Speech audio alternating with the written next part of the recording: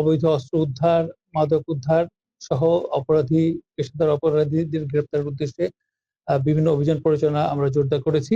তারই ধারাবাহিকতায় গত ২৯শে ডিসেম্বর মেট্রোপলিটন পুলিশের গাছা থানার একটি অভিযানিক টিম, অফিসার ইনচার্জের নেতৃত্বে একটি অভিযানিক টিম গতকাল রাত 10টা 5 মিনিটে দক্ষিণ খৈলকুর পূর্বপাড়া শাকিনস্থ বগাটেক এলাকায় একটি বাসা থেকে একজন ব্যক্তি সহ 2টি অস্ত্র, 4টি ম্যাগাজিন এবং 24 রাউন্ড গুলি উদ্ধার করেছে।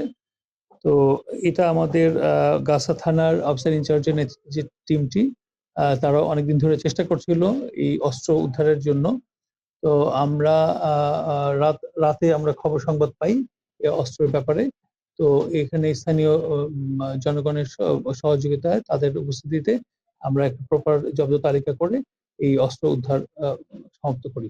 এক্সট্রিম মশার কয়েল প্ল্যান্ট ফাইবার দিয়ে তৈরি, তাই সহজে ভাঙে না, সুগন্ধিযুক্ত ও নিরবিচ্ছিন্নভাবে জ্বলে। ডেঙ্গু, চিকুনগুনিয়া বাহি সহ যে কোনো মশার বিরুদ্ধে দেয় এক্সট্রিম সুরক্ষা। আপনারা জানেন যে ব্যক্তি আটক হয়েছে, এই ব্যক্তি ইতিপূর্বে 2টো মামলার আসামি আমরা এখন পর্যন্ত জানতে পেরেছি। একটা হলো ঢাকা মেট্রোপলিটন পুলিশের হাতিরঝিল থানার মামলা, একটা মাদকের মামলা এবং তার বিরুদ্ধে রয়েছে। এছাড়া ঢাকা মেট্রোপলিটন পুলিশের শাহজাহানপুর থানার একটি অস্ত্র আইনে একটি মামলা রয়েছে। আমরা আপাতত এই 2টো মামলা সম্পর্কে তার তথ্য পেয়েছি। সে বর্তমানে একজন কসাই হিসেবে তার জীবিকা নির্বাহ করে থাকে। আপাতত সেটাই আমরা দেখেছি, কিন্তু তার এই পেশার অন্তরালে সে অস্ত্র কেনা বেচার সাথে জড়িত, এই সম্পর্কে এই ধরনের তথ্য আমরা পেয়েছি। আমরা এই ঘটনার প্রেক্ষিতে একটি মামলা রুজু হয়েছে অস্ত্র আইনে।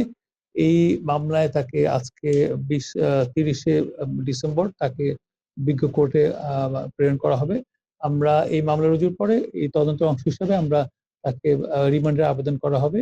আমরা মনে করি যে এই ব্যক্তিকে পুলিশ জিজ্ঞাসাবাদের সুযোগ পাওয়া গেলে আমরা ব্যাপক জিজ্ঞাসাবাদের মাধ্যমে তার কাছ থেকে আরো এই অস্ত্রের সাথে কারা জড়িত, কোথা থেকে এটা এসেছে, কোথায় গন্তব্য, এই বিষয়গুলো আমরা আরো পরিষ্কারভাবে বের করতে সক্ষম হবো আমরা মনে করি।